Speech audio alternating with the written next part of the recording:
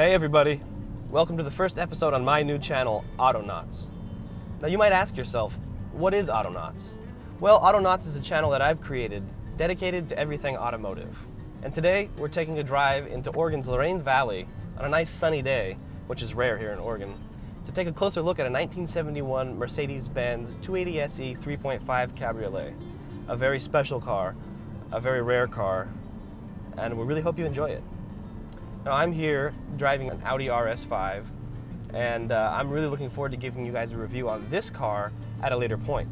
But for now, it's all about the Mercedes. Of course, there will be other car reviews coming up later. I have a long list of vehicles that I plan to make videos of for you guys.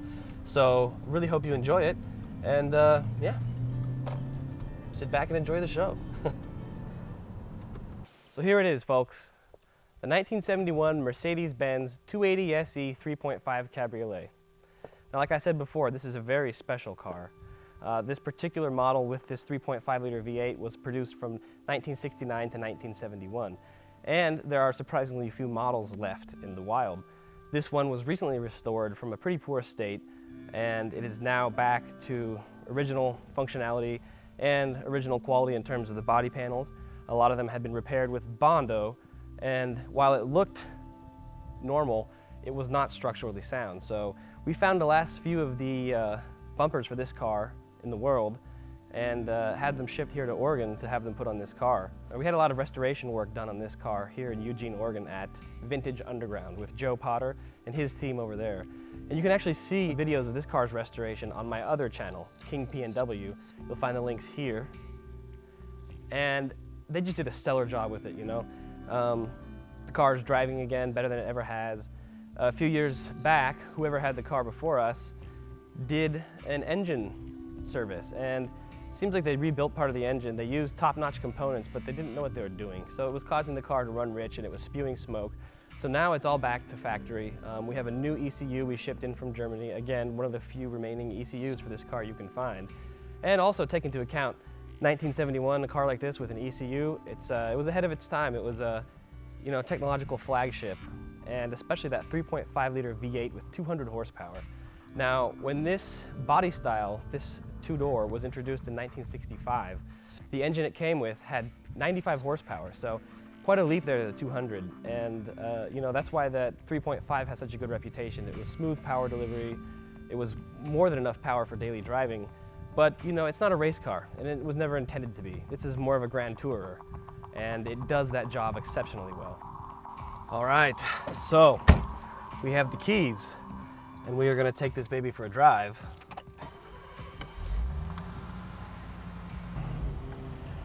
So as I said earlier, this car has about 200 horsepower from its 3.5 liter V8, which for 1971 was a considerable amount of horsepower. Though nowadays you can get that kind of power from a Scion FRS or any other number of cars, but it certainly lends itself in this vehicle to a comfortable, powerful cruising experience, which is something you expect with a Mercedes-Benz. And this car really has all those characteristics that you expect. Very solid build quality. It feels like it's going to last another 30 years, and that's not just because this car was recently restored. Even when we got it, and like I said, it was in a poor state, but the majority of the components were holding up extremely well, and that's just a testament to Mercedes' craftsmanship. So in recent years, this W111 chassis 280SE 3.5 has become somewhat of a collector's car. There aren't too many of them out there. My notes are blowing away because this is a convertible. The last production run for this car was January of 1971, and at that point they'd produced about 4,502 of these 280SE 3.5s. This is a very sought after car because of the big engine. It was the flagship motor at the time, and it still has a lot of mystique around it because of that status it had in its original production. So the design for this two-door W111 chassis Mercedes began in 1959 as Mercedes was looking for a replacement for their existing models. Considering the fact that this car and the sedan were mechanically identical, Mercedes focused the majority of its efforts on exterior styling. And that really shows with this car. It's gorgeous, first of all, and it has those tail fins on the back, which were pretty characteristic of Mercedes at the time. So they managed to update the design, but at the same time retain some of those things that Mercedes buyers were looking for back then in terms of exterior style. Now, we're going to get a chance here in a minute to park this car, again on the W111 chassis, right next to a W212, which is a modern E-Class. Of course, it's not the 2014 redesign, the refresh. It is a pre-2014, which in my opinion is the superior looking car. I'm a big fan of those angles. I love the headlights, I love the hood, I love the body lines and those rear fenders.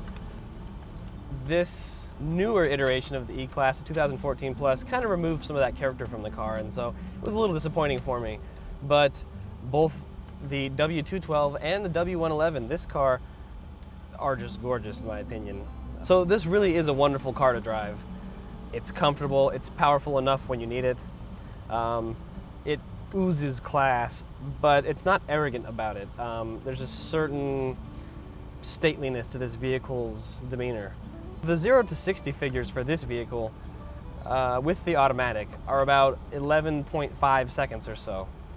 So by today's standards, that's fairly slow. But in 1971, that was a decently quick vehicle.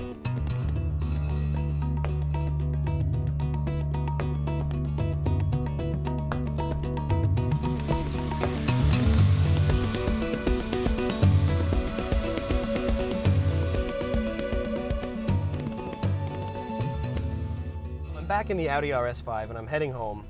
And I just wanted to mention to you guys, you know, I said that Mercedes was special quite a few times. But there's another reason it's special aside from being a rare vintage vehicle. That car is special because it belonged to my late grandfather.